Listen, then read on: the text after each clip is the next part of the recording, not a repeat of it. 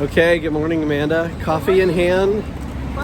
Croissant in hand. Very nice. Okay, that was fun. Super nice guy at the coffee shop, like literally down at the bottom of our hotel. So that's super convenient. So today we're doing start off with the Rick Steves walk around Vieux Nice. And so we got to make our way over to Place Masséna, something like that. I'm still learning my French, but let's get going. It's a huge queue to get into. It looks like it's what is that? Festival of the Books. This is crazy.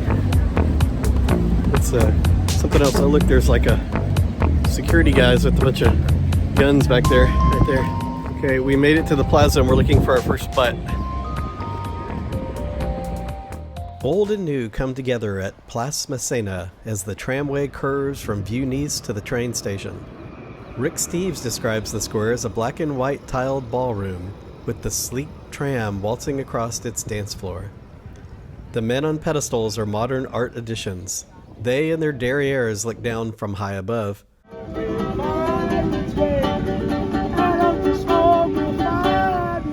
The vast square dates from 1848 and pays tribute to Jean-André Masséna, a French military leader during the Revolutionary and Napoleonic Wars. He's considered one of the greatest commanders in history. Avenue Jean Médecin stretches to the north. In the distance are the train station, highway, and the Alps beyond. Once a tangle of cars and people, the avenue was made pedestrian-friendly in 2007. An ugly bus station and parking structures have been replaced by kid-drenching fountains. The Promenade de Paillon is continuing to resize the town for people. It stretches north, covering the old river Paillon that runs underneath. The hills beyond lead to Villefranche-sur-Mer. Bounding one side is Vieux Nice, a jumble of tight buildings and colorful facades. Further on is the statue of Apollo. Okay, we're looking at David. He's got a... Apollo. Who are we looking at? Apollo. It's like David. He's as naked as David. Okay, we're looking at Apollo. And he's very naked. He's got horses for hair, and he's carrying a beach towel. That's really kind of funny.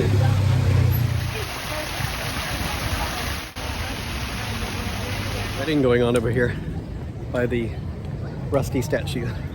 That's very cool.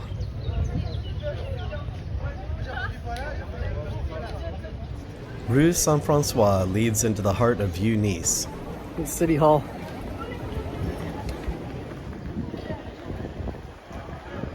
Here's City Hall again from the side street. Very beautiful. Maybe it was a old hotel, and this is just a reminder that they always got their thumb on you. In the Alziari olive shop, dating from 1868, you can refill your own bottle from the large vats inside.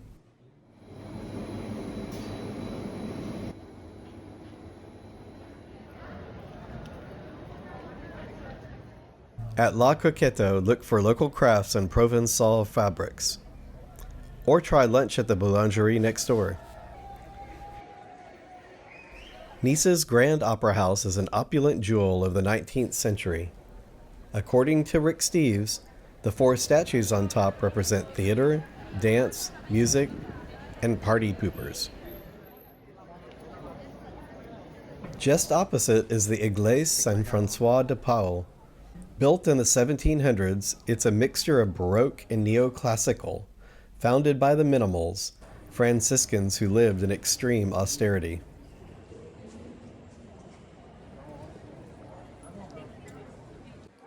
Patisserie Or offers chocolates and candied fruit in a classy storefront. The royal shields testify that Queen Victoria also savored these sweets. The craziness begins at Cours Saleya, or Sun Court. People, flowers, fruit vendors, and cafes line the street. This has been the main market square since the Middle Ages. The first section is the flower market, followed by the produce. The market broadens at the Plaza du Gouverneur. So this is, we found out here that, reading through the tour, that this was the palace, the ducal palace of the, the royalty of Turin. That was, so the Italians, exactly. So Sardinian. So this was ruled by Italy or Sardinia for a while until like the mid 1800s. And so this would have been where the royalty would have stayed. And then also at the other end of this plaza down here, that two-story building would have been where the seawall was for the beach and the ocean. So the yellow building on the right is where Henry Matisse was for about 17 years. So he had a view of this whole Cours Saleya for paintings. Walking through the middle of the fruit market here, and it is busy. Tons of people.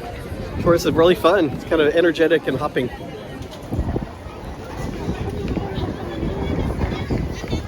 Olive trees again.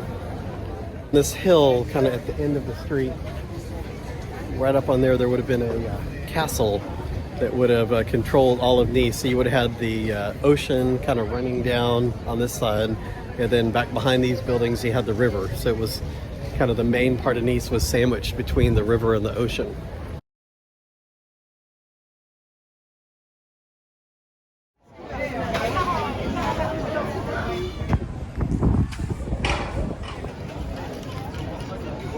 We took a left onto Rue de la Poissonnerie. Okay, this building, it's got a little plaque here that says it might be Adam and Eve, or it could be representing all the savage people that live in the apartment building that fight all the time. That's why they're beating each other with sticks. A little further on is the small Baroque church, Notre Dame de l'Annonciation. The church is dedicated to Saint Rita, patron saint of desperate causes. The first chapel on the right is dedicated to Saint Erasmus, protector of mariners.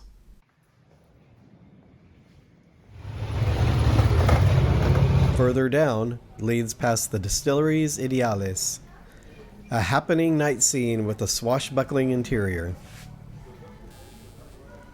The next corner is Rue Droit.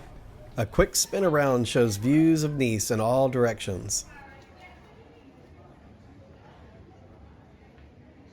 Okay, we're heading down Rue Droit, which is right down this way. Would have been the straightest shot from the river to the ocean.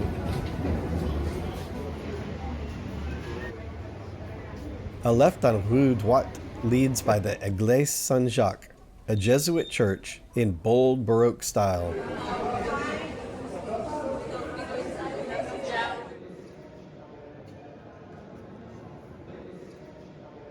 Exiting the church, we head up Rue Droit to...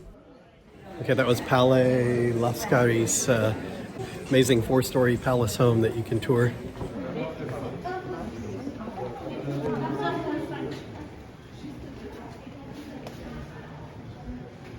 Place Rossetti is next on the Rick Steves tour list, but it's even more vibrant at night, so we'll be back later. Since we're close, we head up Castle Hill.